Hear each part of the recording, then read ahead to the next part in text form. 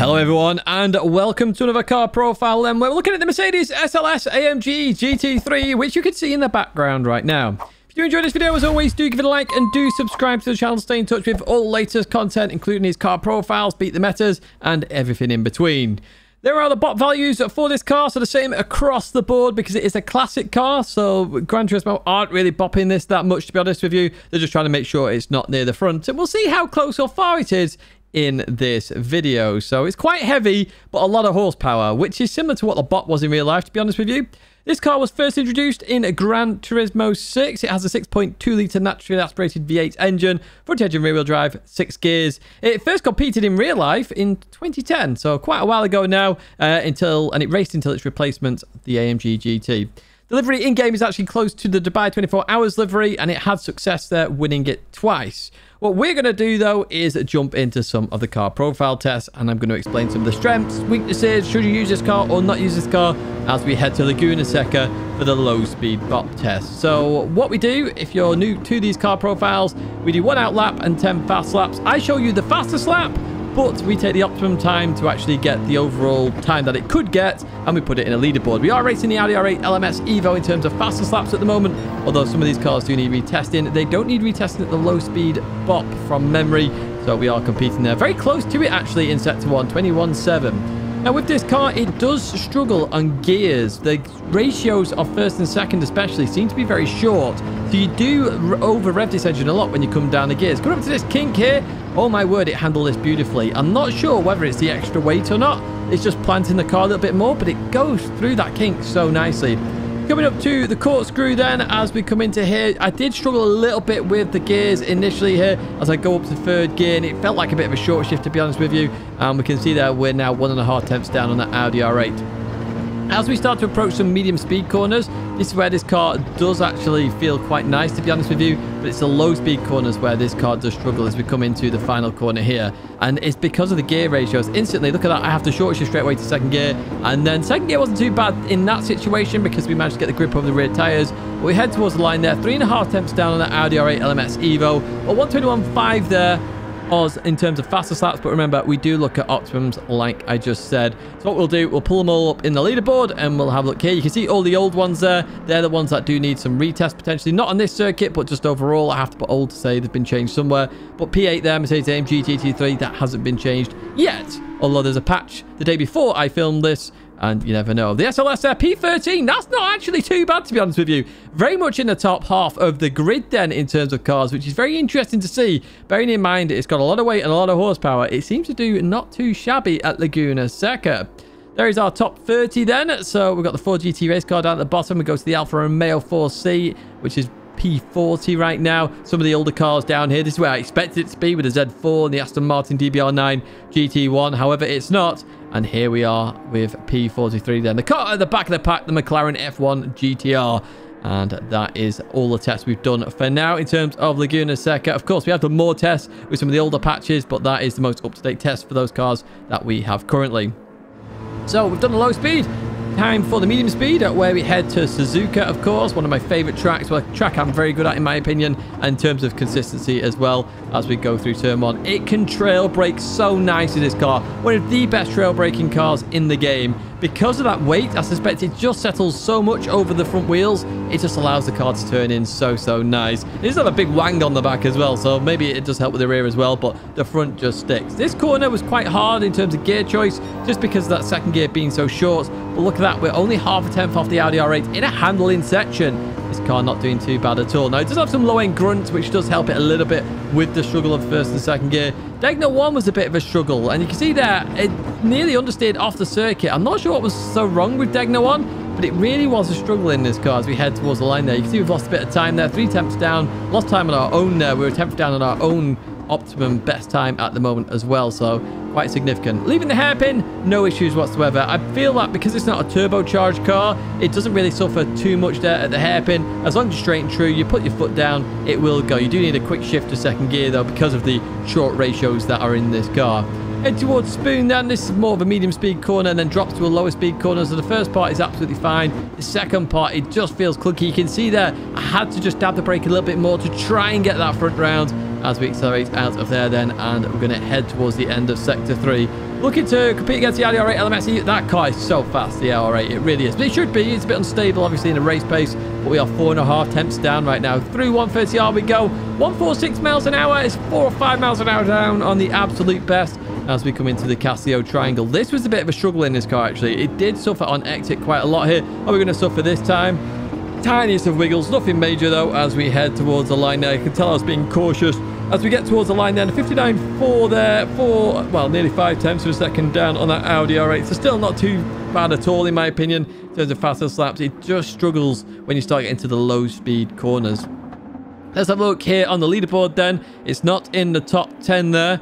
And I know quite a few of these cars have changed as well. So the ones where it says old are probably do need changing here. I know there's been rough changes, and I'll talk about them in a second. P20, actually.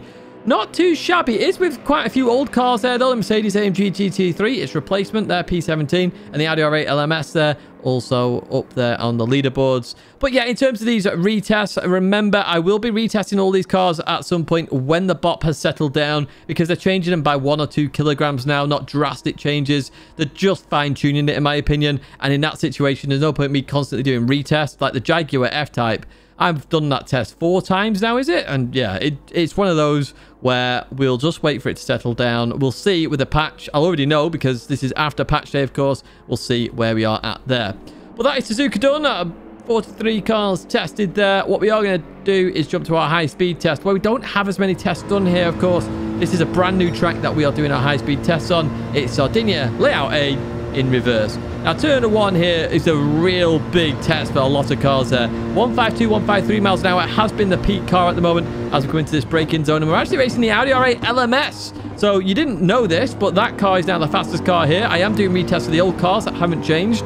So that leaderboard has been updated. As we come up towards this kink then here, this car handled this beautifully. Again, mid-speed corners. This car just, I don't know why, it just dominates them for some reason. It's so good on them as we get towards the end of sector 1. A 31.4 there, nearly a 10th up there on the Audi R8 LMS then as we come into this braking zone. We slow it down. We're in second gear again because of the short ratios. A little bit of a wiggle. Nothing major though as we leave that corner then. And we're going to go on this straight now then. I've still not worked out where we're going to do the top speed test. I have a funny feeling we're actually going to do it at Special Stage Route X just to get an idea, but keep that with me as we continue on through this left-hander and head towards this braking zone. As we come into here, it does start to struggle mid-corner, but when I short shift to third, you notice I get a little bit of a wiggle. That wiggle actually helped the car there, and we're actually 3 tenths up now on the Audi R8 LMS then as we come into this braking zone, slowing the car down nicely and then accelerate early up into third gear we go then. Through here is a bit of a risk in a lot of cars, not too shabby in this situation as we head towards the final corner. They're racing this Audi R8 LMS, a classic car versus classic car here as we come into the braking zone then. Second gear, we accelerate through the corner, any wiggle, tiny bit of wiggle up into third gear. We're going to accelerate towards the line then. What is going to be faster, the SLS or the Audi R8 LMS in terms of fastest laps? That is the question. Here we go. It's a 39.9. It's the first car into the 39 zone. 4 tenths up on the Audi R8 LMS. It shows you how good this car is at high-speed circuits. Now, in GT Sport, if you remember, this car was an absolute gem, an absolute find in terms of high-speed circuits. And look at that. It's still there. It's a 10th faster than the Audi R8 LMS, a 10th faster than its basically evolution of the Mercedes AMG GT3 car. This car is good, really good. Now, that leaderboard will continue to be updated throughout the week, so do expect to see more cars on there. But this SLS on high-speed circuits is a car you want to go for. We're on the fuel test now, so the fuel test is essentially on the left-hand side, automatic, so we're just revving the car, the game will change gear for us. And on the right, the best way to save fuel in Gran Turismo, R shift, and then bottom right is the emergency fuel saving, where you really have to save fuel. Now, it's got a 6.2 litre naturally aspirated V8 engine, so I'm expecting this to eat fuel. But as we've seen already, it's very good on the high-speed bot there. So we'll have to see how it does. So top left gets there first. 25.0. That's a pretty good time, to be honest with you. 52% fuel. I can't remember the fuel levels to save my life. However, top right, 63%. That's 11% saved. Oh, it's just gone to the line, actually. Jumped that quickly. 62%. So that's 10, literally 10% saved. That is quite significant here as we go to the bottom left then. Fuel map 3, 59%. It shows you it's just worse in general. You can see that down in the bottom left hand side. But bottom right, look at this. Fuel map 3, half shift, under 26 seconds and 70% fuel saved. That is pretty good from memory. Anything under 26 seconds on the bottom right is always good. But we'll have to have a look at these tables just to get clarity whether it is good or not. So obviously the first test is really just testing power, because when you are saving fuel, it's engine power that suffers the most. The handling doesn't suffer the most, it's engine power, and you really need the acceleration to go. So these cars are obviously very good on power. The SLS, as predicted, P14 then in terms of performance there. 52% fuel used, more towards the bottom end, maybe average, maybe, because there was a 56 in there. Again, if we go to this page here, P21 to P30, the more higher 50s into the early 60s. So these cars are the ones that don't use a lot of fuel, but are still quite quick, because they're quicker than these guys here, and better on fuel, weirdly. So it just shows you that P20 to P30 area, really good on fuel, apparently, when you're just going balls to the walls. But there are 43 cars in terms of the maximum RPM. Why do we do 2,000 meters, by the way? Some of you have asked that before. Literally, it's about the end of the longest straight that we do. So that's why we measure it at that point. I could do 1,000 meters if you really wanted to, because I save all these tests.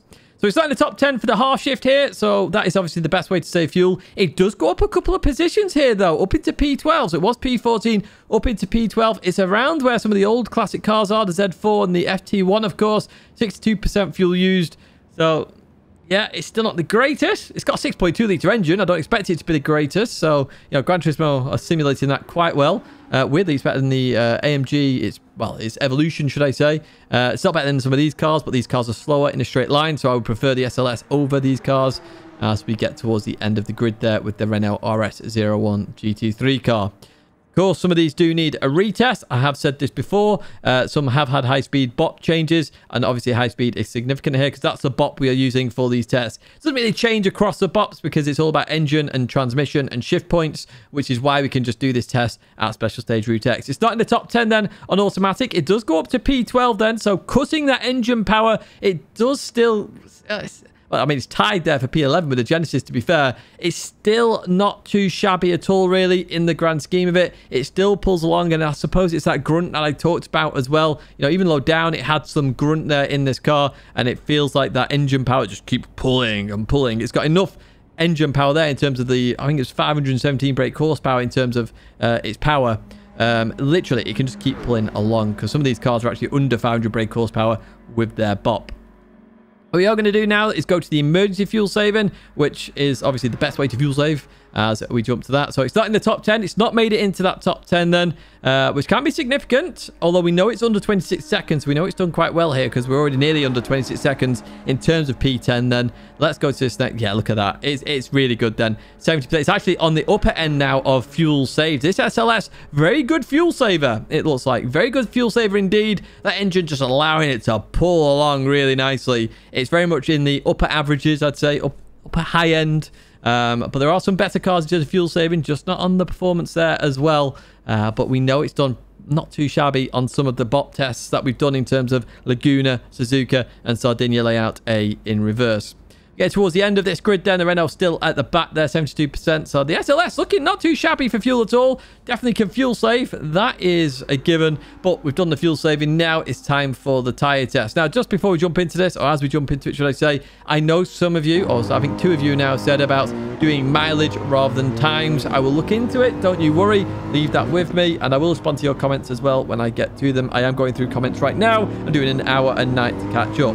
What we do here, Sardinia Layout C in reverse, we keep going until we're run out of tyres. In the bottom left-hand side, we're on lap number 5 here, which is normally about average here as we head up the mountain. And we just stop it here because the left rear tyres just ran out of tyres. So at the moment, what we do, we add up all the laps together. Some of you have been saying do mileage because obviously we've got the mileage counter there. We can't do that, and I am going to look into it because it could be a better way of working it out. But there are still weaknesses with both. However, mileage is a bit less of a weakness now compared to the times. Obviously, we did times in the past because we were comparing it to the oval test. Now we've only got the circuit. Mileage does seem to potentially be a better fit. But I'd say keep that with me.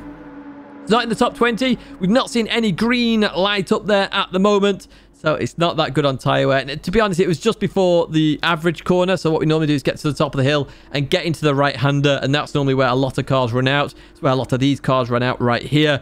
But I'm still not seeing the SLS. So in terms of Tyre Wear, it's not that good. But we know it carries a lot of weight. In fact, it's one of the lowest FR cars here in terms of that. And weirdly, actually, it was the left rear, wasn't it? It was the left rear that went, which is unusual. It shows you it's got a lot of wheel spin. So that's that power. So it could be a circuit related issue there with the second gear out of turn 1 and the last turn just spinning its wheels up a tiny bit too much. And I did talk about that in terms of the test already. Here's the overall summary then. It's not made the top 10, so we just had up just the low and medium at the moment until we got the high-speed one sorted. The Porsche's leading the way as the Metacar, with the Audi very close behind. The SLS is still in the top half. We've done 43 cars. It's P19. That's not a shabby performance by any stretch of the imagination at all. It's only 2/10 off its evolution there. So it's a pretty good car. Mercedes-Benz AMG as a whole, they literally have a good selection of Group 3 cars that you can use if you choose it as a manufacturer. The new car, the old AMG GT, and of course the SLS. Mixture of all sorts there. So potentially for a fuel race, you might want to use the SLS, for example. For an actual balls to the walls race, you go with the AMG GT Evo. It's all there for you. That is the overall summary. That is it for this Mercedes SLS. It is still a gem. We found it in GT Sport. It's still there in GT7. So it's a car very well worth trying out. Now, Group 4 will be the next car profile you will see on this channel. I know some people are like, Tidge, do Group 4. It's coming. Don't you worry. You will see a Group 4 car profile test next. Just hang in there. And of course, it's probably going to be the BMW M4 to set us off. And hopefully maybe 2, and we can get another one in there as well. That is going to be it for me though, folks. If you have enjoyed this video, as always, do give it a like and do subscribe to the channel. I appreciate all the support. And of course, we are on this journey to 50k with a fantastic 50k special planned, which you can get involved in. If you have enjoyed this and you want to see more content, there are 2 videos there to check out, including the Beat the Meta, where I tried to beat the Meta car in this car. You can see if I did that or not. Alternatively, another car profile is there. A big thank you for watching as always. Do check out GT Amiga and Fanatec using my code and the links in the description. But that is it for me. Thank you so much for watching, and I hope to see you in another video live stream again very soon.